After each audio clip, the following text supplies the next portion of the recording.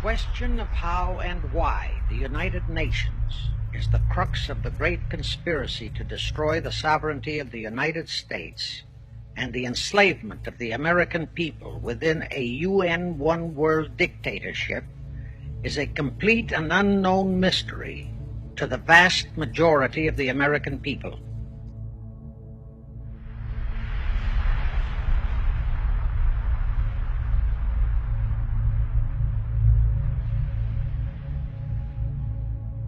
The reason for this unawareness of the frightening danger to our country and to the entire free world is simple.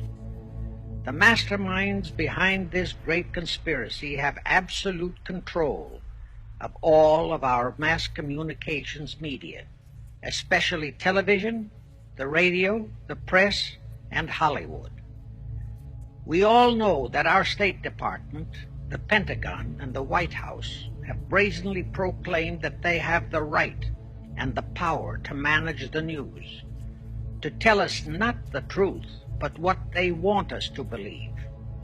They have seized that power on orders from their masters of the great conspiracy. And the objective is to brainwash the people into accepting the phony peace bait to transform the United States into an enslaved unit of the United Nations one world government.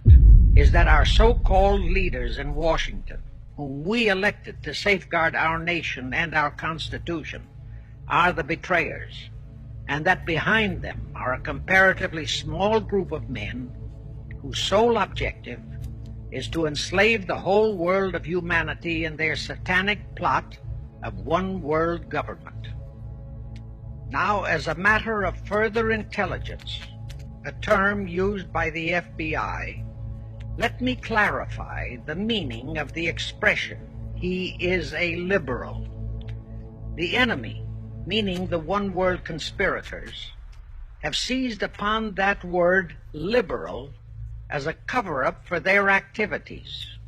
It sounds so innocent and so humanitarian to be liberal.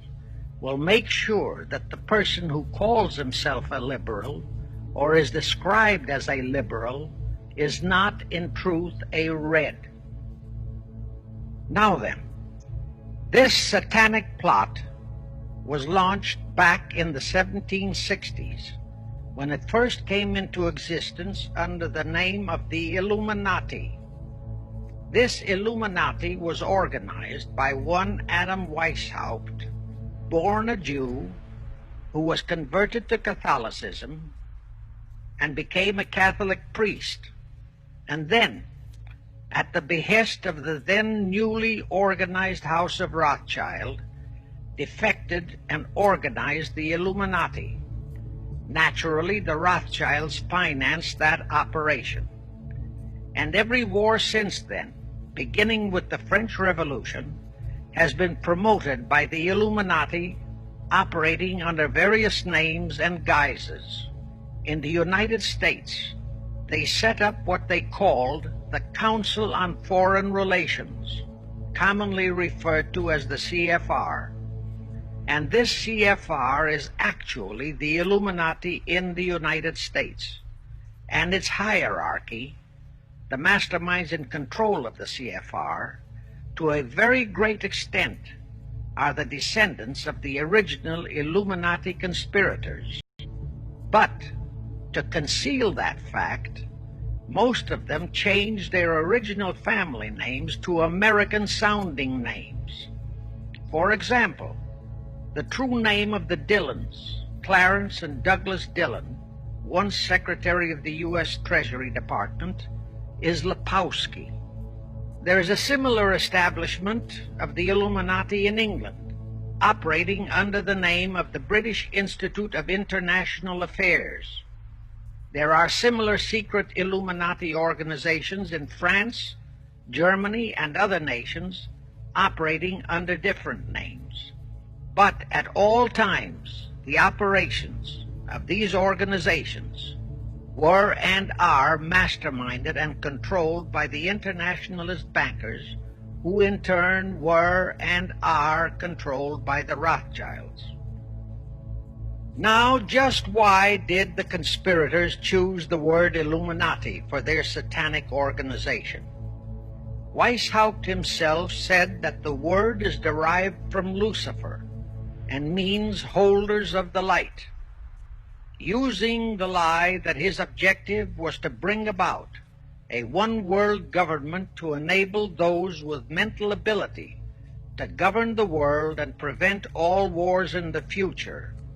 In short, using the word peace on earth as his bait. Perhaps the most vital directive in Weishaupt's plan was to obtain absolute control of the press so that all news and information could be slanted, so that the masses could be convinced that a one-world government is the only solution to our many and varied problems.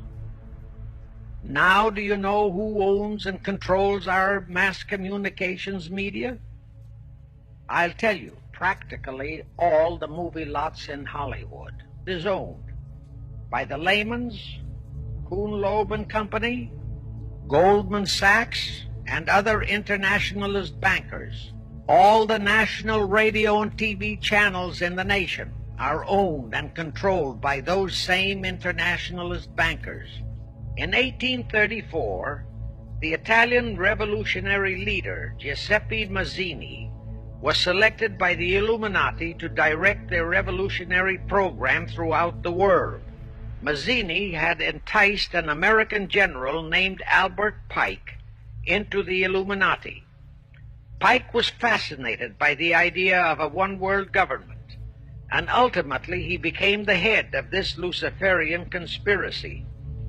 Between 1859 and 1871, he, Pike, worked out a military blueprint for 3 world wars and various revolutions throughout the world, which he considered would forward the conspiracy to its final stage in the 20th century.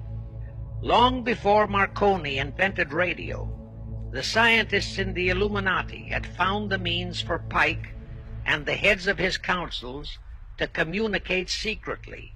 It was the discovery of that secret that enabled intelligence officers to understand how apparently unrelated incidents, one such as the assassination of an Austrian prince at Sarajevo, took place simultaneously throughout the world, which developed into a war or a revolution. Pike's plan was as simple as it has proved effective. It called for communism, Nazism, political Zionism, and other international movements be organized and used to foment 3 global world wars and at least 2 major revolutions. World War III is to be fomented by using the so-called controversies the agents of the Illuminati, operating under whatever new name, are now stirring up between the political Zionists and the leaders of the Muslim world. That war is to be directed in such a manner that all of Islam and political Zionism, Israel, will destroy each other, while at the same time the remaining nations, once more divided on this issue, will be forced to fight themselves into a state of complete exhaustion, physically, mentally, spiritually, and economically.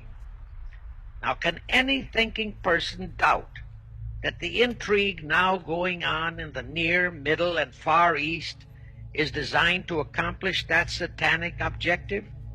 Pike himself foretold all this in a statement he made to Mazzini on August 15, 1871. Pike stated that after World War III is ended, those who will inspire to undisputed world domination will provoke the greatest social cataclysm the world has ever known. Quoting his own words, taken from the letter he wrote to Mazzini, and which letter is now catalogued in the British Museum in London, England, he said, "We shall unleash the nihilists and the atheists, and we shall provoke a great social cataclysm which in all its horror will show clearly to all nations the effect of absolute atheism." the origin of savagery and of most bloody turmoil, then everywhere the people forced to defend themselves against the world minority of revolutionaries will exterminate those destroyers of civilization, and the multitudes disillusioned with Christianity, whose deistic spirits will be from that moment on without direction and leadership, and anxious for an ideal but without knowledge where to send its adoration, will receive the true light through the universal manifestation of the pure doctrine of Lucifer, brought finally out into public view, a manifestation which will result from a general reactionary movement which will follow the destruction of Christianity and atheism, both conquered and exterminated at the same time. Anyway, the ending of the Civil War destroyed, temporarily, all chances of the House of Rothschild to get a clutch on our money system, such as they had acquired in Britain and other nations in Europe. I say temporarily because the Rothschilds and the masterminds of the conspiracy never quit. So they had to start from scratch, but they lost no time in getting started. Shortly after the Civil War, a young immigrant who called himself Jacob H. Schiff arrived in New York. Jacob was a young man with a mission for the House of Rothschild. Jacob was the son of a rabbi, born in one of Rothschild's houses in Frankfurt, Germany. After a comparatively brief training period in the Rothschild's London bank, Jacob left for America with instructions to buy into a banking house, which was to be the springboard to acquire control of the money system of the United States. Actually, Jacob came here to carry out 4 specific assignments. Number 1, and most important, was to acquire control of America's money system. Number 2, find desirable men who, for a price, would be willing to serve as stooges for the great conspiracy and promote them into high places in our federal government, our Congress, in the U.S. Supreme Court, and all federal agencies. Number 3, create minority group strife throughout the nations, particularly between whites and blacks. Number 4, create a movement to destroy religion in the United States, but Christianity to be the chief target. In the final phases of the conspiracy, the one-world government will consist of the king dictator, head of the United Nations, the CFR, and a few billionaires, economists, and scientists who have proved their devotion to the great conspiracy.